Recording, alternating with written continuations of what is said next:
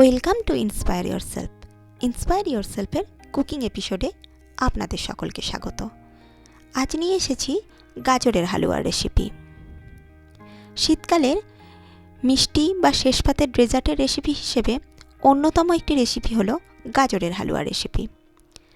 আমার ভিডিওটাতে আজকে আমি শেয়ার করে নেব সহজ পদ্ধতিতে কিভাবে গাজরের হালুয়া তৈরি করে নেওয়া যায়। আমার রেসিপি ফলো করে যদি বাড়িতে তৈরি করে থাকেন তাহলে কমেন্টে জানাতে একেবারে ভুলবেন না। ভীষণ সহজ একটা রেসিপি। দেখে নেওয়া যাক আজকের ভিডিওটি।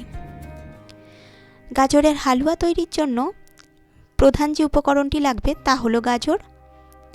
আমি এক্ষেত্রে 1 কিলো পরিমাণ গাজর নিয়েছি।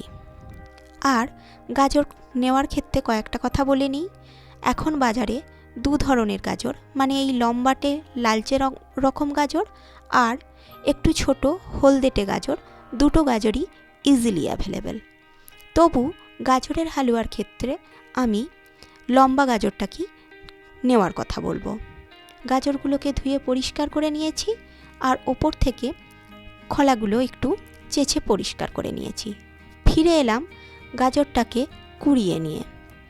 গাজরের হালুয়া তৈরি করার একটি অন্যতম স্টেপ হলো গাজর কোড়ানো। গাজরের কোড়ানোটা যত মিহি হবে গাজরের হালুয়ার টেক্সচারও ঠিক ততটাই সুন্দর হবে। কড়া গরম করে নিয়েছি, দিয়ে দিলাম 1/2 কাপ পরিমাণ ঘি। চাইলে ঘি বা সাদা তেল অর্ধেক অর্ধেক করেও ব্যবহার করা যেতে পারে, তবে হালুয়ার ক্ষেত্রে ঘিয়ের ব্যবহার করাই ভালো। সেক্ষেত্রে হালুয়ার স্বাদ কিন্তু অনেকটা ভালো আসে। ঘি ভালো করে গরম হলে দিয়ে দেব আগে থেকে কুড়িয়ে রাখা গাজর। এবার ঘিয়ের সাথে ভালো করে মিশিয়ে গাজরটাকে একটু সময় নিয়ে ভেজে নিতে হবে। হালুয়া তৈরি করার ক্ষেত্রে এটা একটা গুরুত্বপূর্ণ স্টেপ। যতটা ভালো করে গাজরটাকে ভাজা হবে ঘিয়ের সাথে ততটাই ভালো খেতে হবে হালুয়াটি। মেশানোর সাথে সাথেই দেখতে পাচ্ছেন মিনিট 10 মধ্যে জল বেরোতে শুরু করেছে। ঢাকা চাপা দিয়ে গাজরটাকে একটু সময় নিয়ে ভেজে নিতে হবে। আমি এখন মিনিট 10 পর আবারও দেখাচ্ছি। এখন গাজরটা আগের থেকে অনেক বেশি শুকনো হয়ে এসেছে। যে জলটা বেরিয়েছিল সেটা অনেকটাই টেনে গেছে আর গাজরটা আগের থেকে অনেকটা কমেও এসেছে। এইভাবে একটু সময় নিয়ে গাজরটাকে ভালো করে ভেজে নিলে গাজরের হালুয়ার স্বাদ কিন্তু অনেক ভালো হয়ে থাকে। যত ভালো করে মেশানো হবে ততই গাজরের হালুয়া স্মুথ একটা টেক্সচার তৈরি হবে। এবার আমি দেখাচ্ছি আরও মিনিট 5 পর।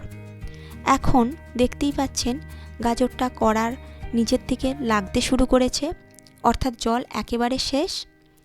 এই পর্যায়ে অবধি গাজরটাকে একটু সময় নিয়ে ভেজে নিতে হবে। এবার দিয়ে দেব গাজরের হালুয়াতে মিষ্টিটা। আমি 1 কিলো পরিমাণ গাজরের জন্য 1 কাপ চিনি ব্যবহার করেছি। আমার এই বাটিটা 1/2 কাপ মাপ, তার 2 বাটি চিনি দিয়েছি, অর্থাৎ 1 কাপ চিনি। চিনির সাথে ভালো করে গাজরটাকে মিশিয়ে নেব। চিনি দেওয়ার সাথে সাথে চিনিটা গলতে শুরু করবে আর গাজরের রঙটাও আগের থেকে অনেক চেঞ্জ হতে শুরু করবে। ভালো করে চিনিটার সাথে গাজরটা মিশিয়ে নেব। এই পর্যায়ে দিয়ে দিলাম 3টে ছোট এলাচ। আমি আগে থেকেই গুঁড়ো করে রেখেছি সেই এলাচের গুঁড়োটা। চাইলে বাজার চলতি যে কোনো প্যাকেটের এলাচ গুঁড়ো ব্যবহার করা যেতে পারে। এবার ঢাকা দিয়ে মজতে দেব মিনিট 7 জন্য। ফিরে এলাম 7 মিনিট পর। এখন দেখতেই পাচ্ছেন আগের থেকে গাজরটা অনেক বেশি শুকনো হয়ে এসেছে আর রঙটাও বেশ চেঞ্জ হয়ে গেছে। এই পর্যায়ে দিয়ে দিলাম 1/2 কাপ পরিমাণ গুঁড়ো দুধ। সবার শেষের দিকে এই গুঁড়ো দুধটা দিলে গাজরের হালুয়া খেতে কিন্তু অসাধারণ লাগে। যদিও দুধটা একটু মেশাতে অসুবিধে হতে পারে, কিন্তু স্প্যাচুলার সাহায্যে বারবার নাড়তে নাড়তেই অনায়াসে মেশানো হয়ে যাবে।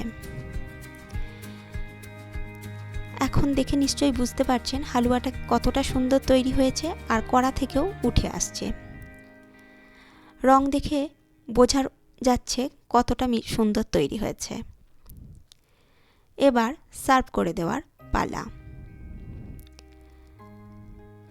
খুব কম উপকরণে, মাত্র 2-3টে উপকরণে, যেগুলো বাড়িতে সব সময় থাকে, সেই কটা উপকরণ দিয়ে এই গাজরের হালুয়া তৈরি করে নেওয়া যায়। আর শীতকালে এই গাজরের হালুয়ার স্বাদ যে কীরকম হয়ে থাকে তা আর নতুন করে বলার কিছু নেই। আমার রেসিপিটা ফলো করে যদি বাড়িতে তৈরি করে থাকেন তাহলে অবশ্যই আমাকে কমেন্টে জানাবেন। ওপর থেকে ছড়িয়ে দিলাম কয়েক টুকরো কাজু বাদাম। এটা টোটালি অপশনাল, তবে গাজরের ওই লালচে রঙের ওপর সাদা কাজু বাদাম দেখতে বেশ ভালো লাগে। চাইলে ড্রাই ফ্রুটস হালুয়া তৈরির সময়ও ব্যবহার করা যায়।